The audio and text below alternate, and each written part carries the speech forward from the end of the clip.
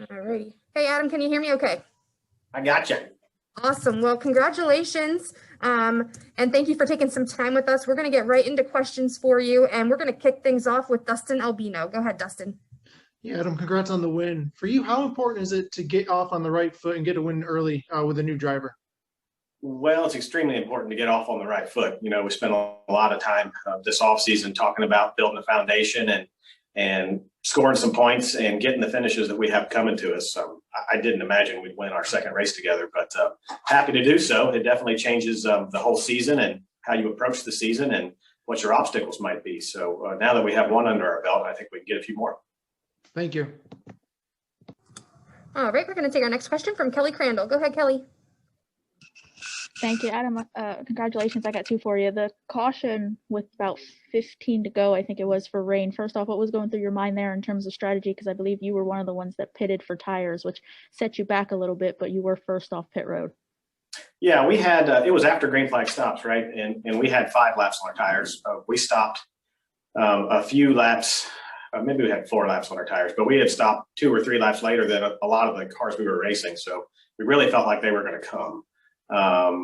The rain didn't really play much of a factor into the track conditions. It just kind of skirted the track there, so that was good. But we saw tires be probably more powerful than what you might think. Certainly more than what I thought in the first stage when I stayed there trying to score stage points and the whole field pitted behind us and we got run over. But we were able to recover from that. But we learned our lesson that if you go a good 5-6 laps, most of the field's going to come get tires. So it was time at that point. Secondly, you mentioned over the radio how proud you are of Christopher for the work that he's put in. What have you seen from him and his prep work for this season in just the short amount of time you two have been together?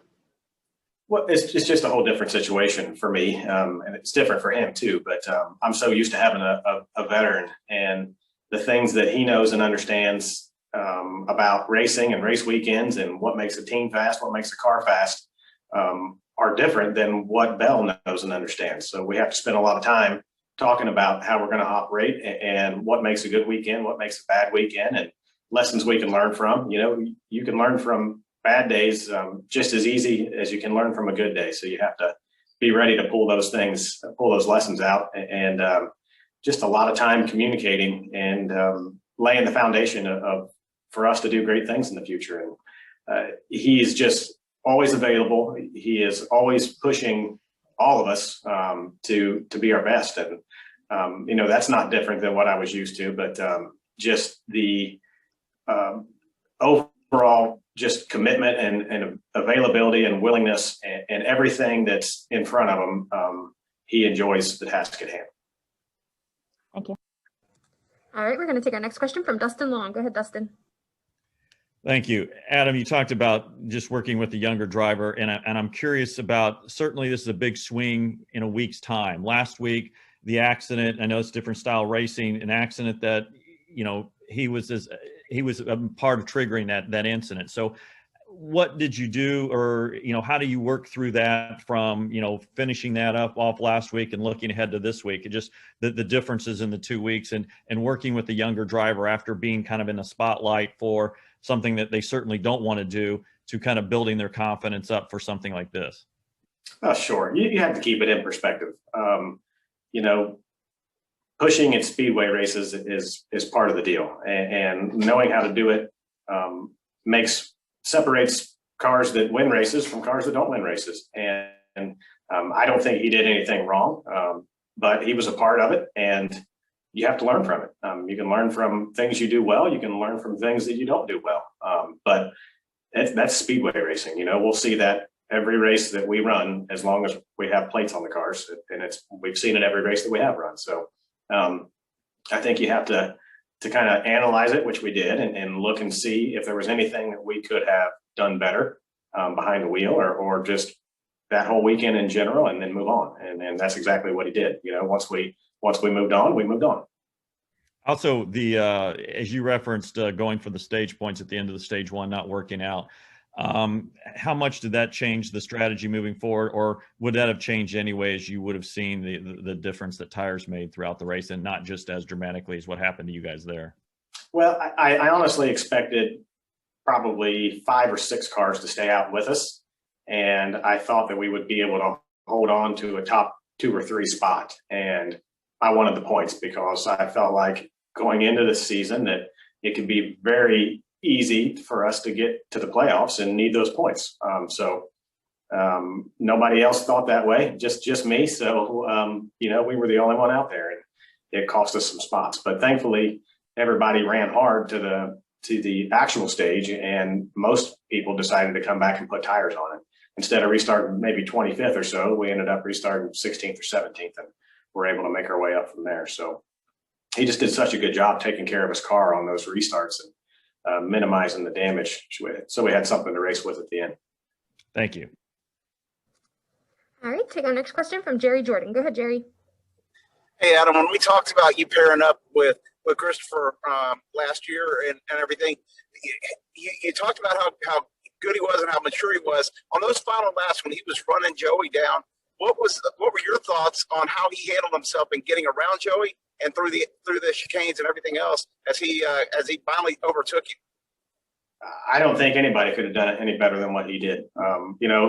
When we were closing that gap, but we were still 2 or 3 seconds back, I was worried that he was going to press too hard and try to get too much too soon and lock a tire or miss a corner.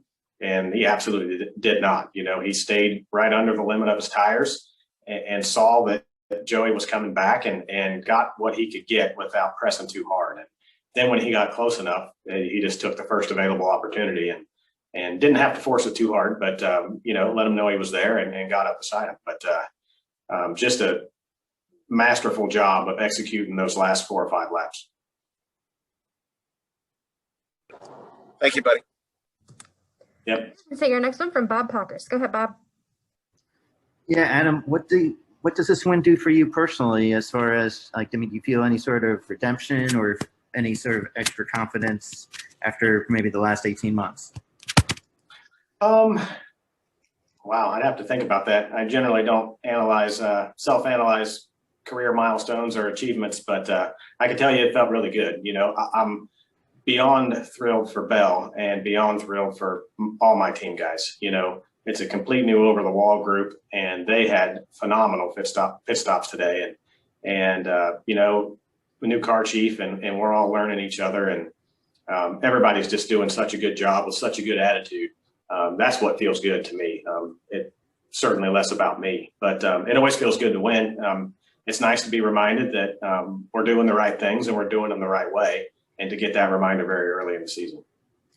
And how many approvals do you need to allow him to burn down the engine when you're planning to use it again? Well, every week they tell us if that's an option or not an option. And generally I try to listen to it. We haven't won in a while, so it hasn't been an issue, but we have to rerun these engines and get to our seal count. And that's important. So this engine's on the schedule to rerun again, and that's what the sheet said. So that's what I said. And if Christopher, like you would expect, he listens to what his crew chief said, and he didn't do it. But I felt bad, but that's what the sheet said. Thank you. All right, we'll take our next question from Zack Sterniello. Go ahead.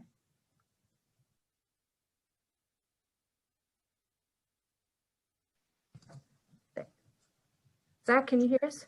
Yeah, sorry about that, Adam. Congratulations on this win. When you look at entering this race today, did you expect a good performance from Christopher today, knowing he'd had some decent runs in Xfinity on the road courses? I know last year there were only the 2 road course races, so the sample size in Cup was small. But what did you anticipate from him today on the road course? I was honestly hoping for a top 5. I thought that was achievable. I thought that the 9 would be good and the 19, and I thought we'd be in the mix with probably the next group. And we were a little bit better than what I anticipated. And we didn't make many mistakes and took advantage of everybody else's mistakes.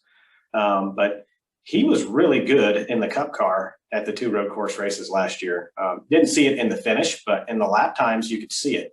And what he was doing behind the wheel, he was doing a lot of the right things and learning as the races went on. We ran those races with no practice too. So the results didn't show it because the pit stops weren't good and they had some damage early in one of the races, but he knows how to get around a road course. And I will say that that is a mark of a talented race car driver that can learn how to get around a road course and finish road course races and win road course races very early in their career. You know, he didn't grow up doing any of that. And to come out here with the best in the business and hang with them says a lot about how talented he really is. Thank you. All right, and we've got time for one final question with Adam, and we're going to take that from Jenna Fryer. Go ahead.